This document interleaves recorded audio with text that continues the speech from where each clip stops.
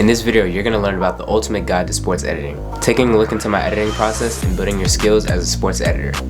Let's learn. What's up YouTube, it's Alshon here, and today you're going to be learning about how to become a better sports editor.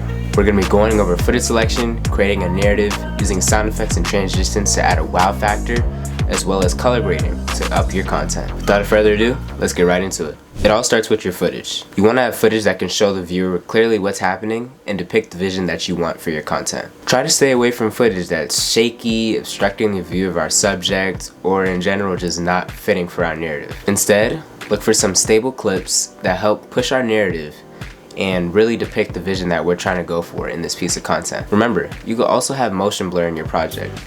It doesn't matter which way you want to choose it as long as it fits the intention of your content.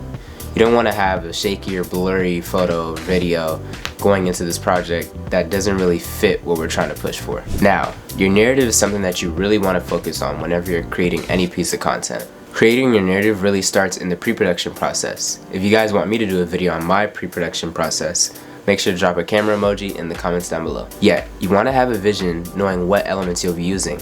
The main thing is your song.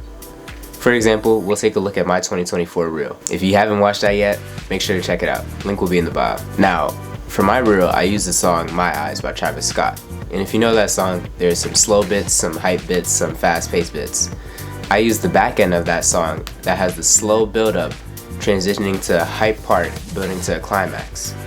So what I did, I made sure that when I put my videos in place, I made sure that the videos I put with the slow, steady, showing more emotions and things like that in the first part, building up to it, I started to add more buzz, more motion, more hypeness to the video so that it can create this illusion in the person that's watching it, like, oh yes, this is really building up, we're about to hit a climax, and then boom, I use my best clips at the climatic part so it could really show the transitioning from it being slow to hype.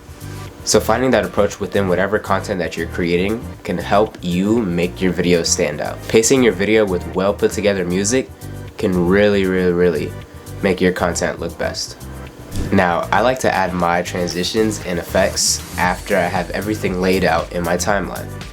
This makes it so much easier for me to go through and see what parts I want to have using this with markers and seeing where I want to add these new creative things. With your effects and transitions, that's easily the best place for you to show out who you are as a creative and adding as many creative things as you can. I tend to not overdo it simply because if you overdo the effects too much, it loses the purpose of the content you're trying to create. So make sure you stay away from using so much effects to the point where your video just looks super dry. I would suggest you could use swipe transitions, any swooshes, pans, stuff like that.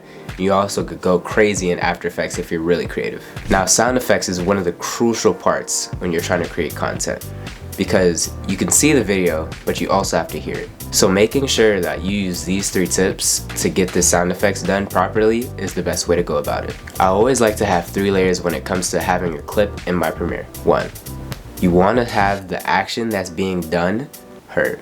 So if somebody's running down the court fast, you're going to add squeaks on the basketball court.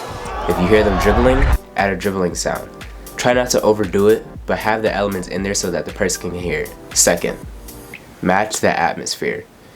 If somebody is in a loud arena, you want to have some background noise with a loud environment. Makes the person feel like they're in that setting, just like the action's being done. Number 3, you want to add some sound effects that make sure there's some motion in it, so if somebody's swinging a bat, make sure you have like a sound that imitates the swing of motion with the bat, with the wind. Doing these things can really help you stand out with your sound effects, and it can up your game from being regular audio to now sound effects. Lastly is color grading, another important and crucial part of your video process because it's about how your video will look and pop. I tend to use LUTs in my editing process simply because it can make me get content out super quick instead of going through Lumetri Color and color grading that process.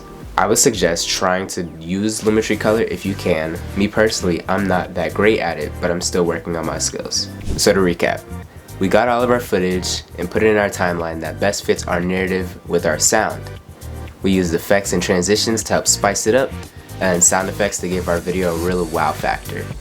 Using color grading, we helped make our video look way better than it originally did, and that's pretty much all I have. That right there is a step-by-step guide to my editing process. Make sure to comment a camera emoji if you want to see my pre-production process, and if I helped you in any way, make sure to let me know in the comments down below. I'll see you guys next time. Thanks.